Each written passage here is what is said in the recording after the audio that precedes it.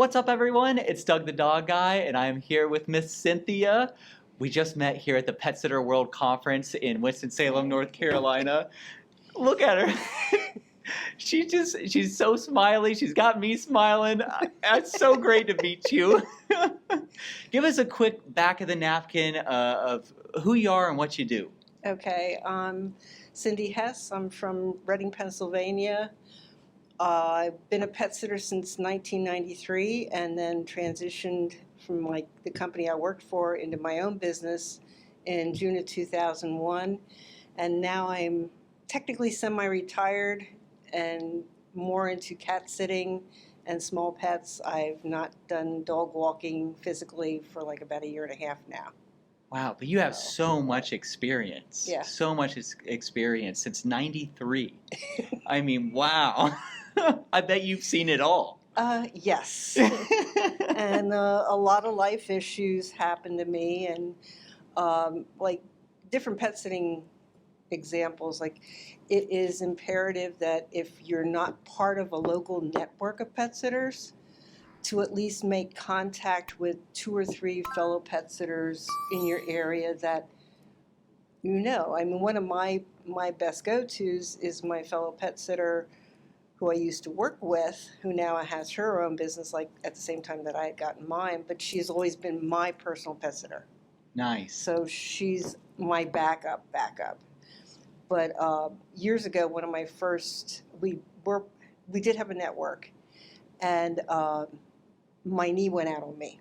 Oh, wow. I was in one of those immobilizers. Wow. So I could not physically walk, but I had visits to do that day because it was summer.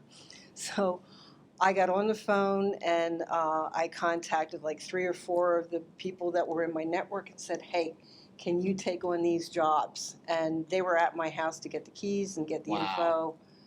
And the same happened more recently when I had a heart attack right before the 4th of July weekend. Oh, no. And all my clients were covered except one, and she said no problem, she'll get a neighbor to do it or a family member. Wow. So everybody was handled, but it's times like that you need to have a plan, whether it be a husband, partner, whatever, that can step in that you're fully comfortable with. Oh, man, that is such great advice right there. How did you go about building these relationships with these other pet businesses? Well, a lot of it had to do with the network, because we did have a network going for, I'd say, about 2 or 3 years until the one who organized it all, she ended up getting Alzheimer's. Oh, wow. So she couldn't do it anymore, and we tried to keep it going, but nobody really was gung-ho after that to keep up going to the meetings and that. But we had already made the connections at that point, so we didn't need to necessarily socialize monthly or whatever it was that we had done. Yeah. I say in all my YouTube videos that there's enough pets to go around for all of us. Oh, yeah. And there's no point in us trying to compete with each other or anything like that. We should all be binding together and trying to uplift each other. But I say, we had heard a story or two. I guess maybe it was in the cat one. Be careful of who your backup is. Make sure it's somebody with your same business ethics, and ideology. Right. Otherwise, it could end up biting you.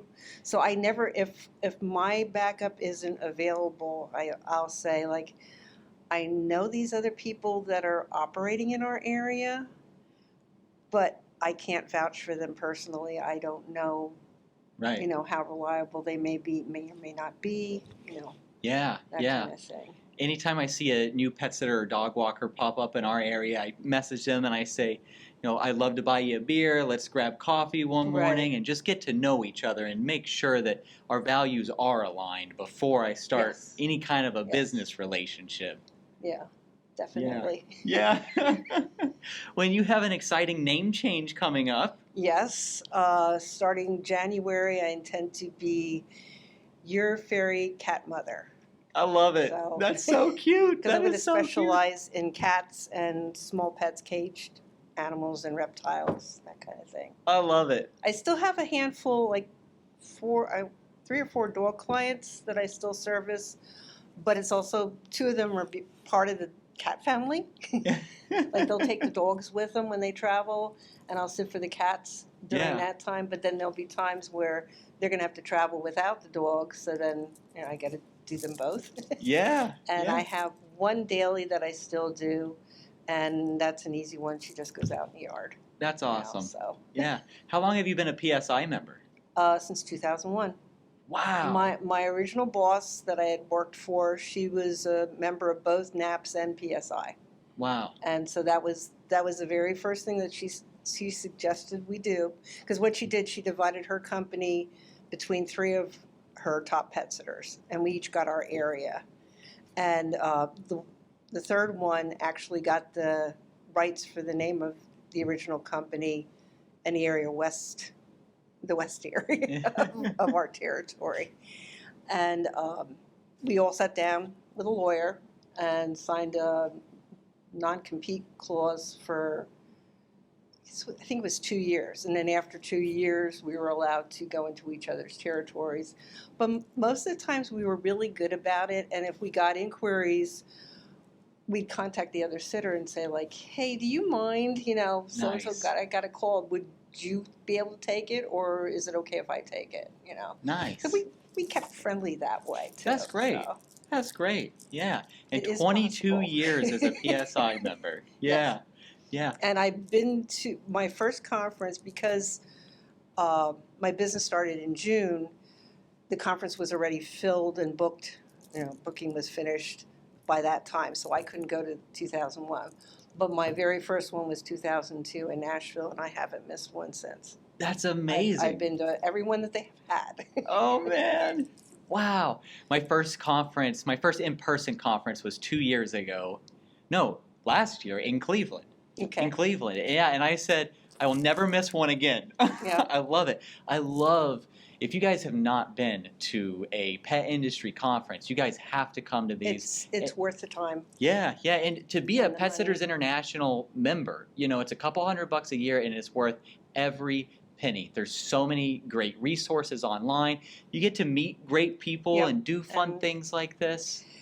And I always say, like, online on Facebook and that, and the posts, everybody's like, oh, I can't afford it. I have business. My clients, need me during that time. The clients will respect that you are getting educated, Yes. and they will appreciate that. And as far as the expense goes, your travel, your hotel, and the registration for the conference is 100% tax deductible.